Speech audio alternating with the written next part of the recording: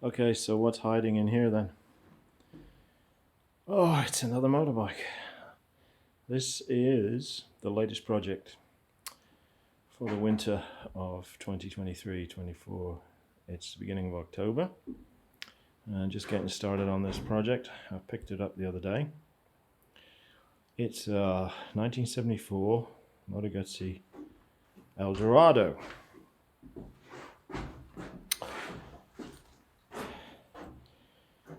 And it used to have all this stuff on it. This humongous fairing. I've never seen one quite so big or heavy. It looks a bit like a Vetta, but actually I think it's an Eldorado. I think that's actually the brand name, not just for an Eldorado bike. But anyway, bit of a mystery, never seen one before. People I've spoken to have never seen them before.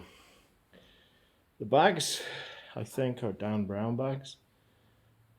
They are humongous. You could bath a small dog in them. The top case, I think, again, is a Dan Brown. I'm not really sure. It had this humongous crash rail around it all. I think that little lot got away close to 350 pounds. It was really weighing the bike down.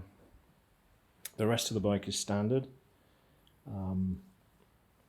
Not in too bad a condition considering it had been stood outside under a tarp for a while. Just surface corrosion, I think. Little weeps from the odd place. No big oil leaks. It's been sat here a few days. There's no oil underneath her. So she's pretty good. The tin work is nice. It's been hand painted, which I think saved it. It looks horrible, but it saved it. Bits and pieces in here, distributor cap, spark plugs, clutch cable, throttle and choke cables there. Yeah, you can see she has a distributor and a set of points in there. Single coil, everything nice and simple. On top of the engine here we got a generator or dynamo, which I'm going to replace and put a small alternator up there. It'll give me more power for my electric gear and for any additional lights or anything like that I want to put on. Plus I'll be able to just have a solid state regulator rectifier and do away with the voltage controller and all that kind of stuff, just to keep things simple. We've got a humongous battery here, almost as big as a tractor battery, but it's a Guzzi, so there's no Kickstarter on, so you need a good battery. Thankfully the starter motor is a good size too, out of a Fiat car. What else can I say? Yeah, frame's not too bad, just surface rust, everything nice and solid. I think the engine will clean up okay. It's not badly corroded, not like my old 1000 SP back in England, which was terrible. I couldn't clean it up, I had to paint her. This I think is going to be fine.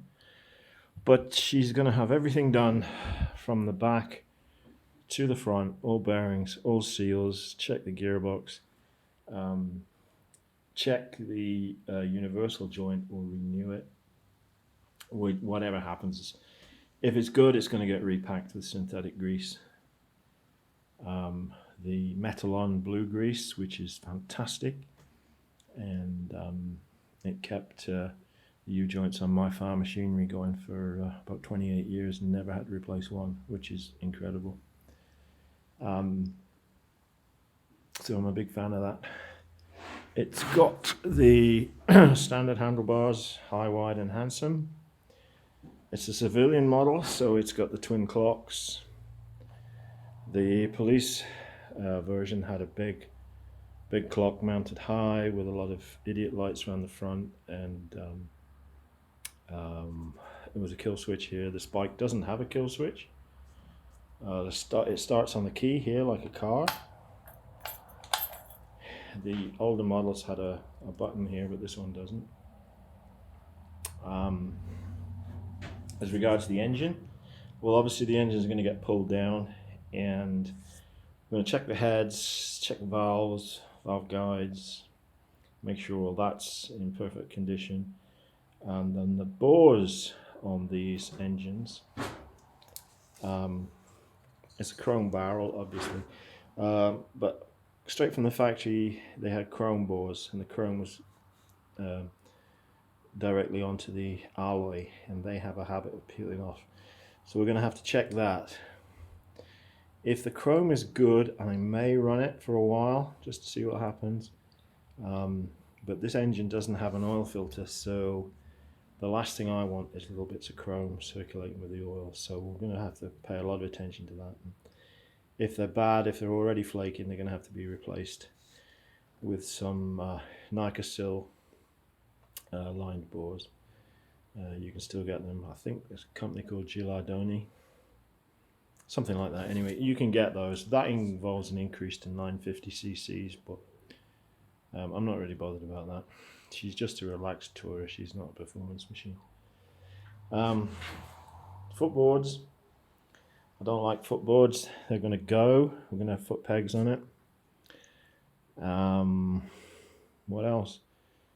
Not a lot really.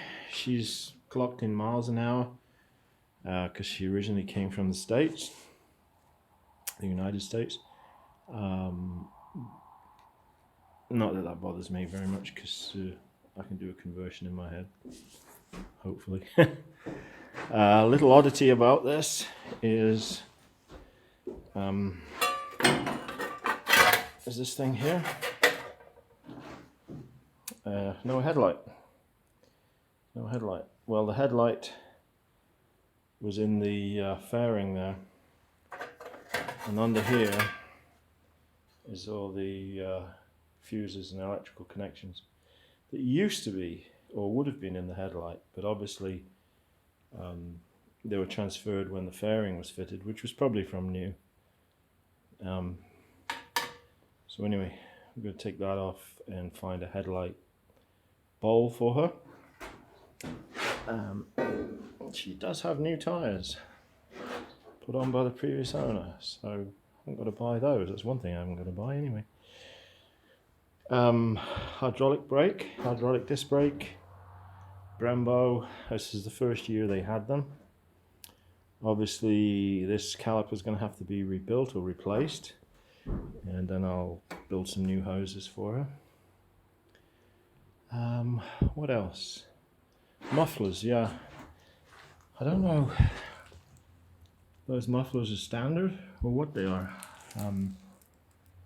I think they might be standard, and they would have had little fishtails on, but the fishtails obviously wouldn't fit because of the big bags sitting right on top of them. But they've been painted halfway. But they're kind of interesting. I'm going to give them a shot and see what they're like, see how loud they are. They look kind of interesting. Original shocks, hopefully they're still good. I don't want to replace them. I like to keep it looking original. So yeah, there we are. I can get rid of a couple of pairs of lights off the back. Lucas turn signals, which apparently were standard and common. Same on the front. They're actually on this big fairing here. Take them off and refit them. But yeah, quite happy, and I'm looking forward to a nice winter's project and some easy, relaxed touring next year in the fine weather. Let's hope. So anyway, there we go. Just a little bit of an update, and I hope everything is well with you. So look after yourselves, take care of one another, and I will see you in the next video. Goodbye.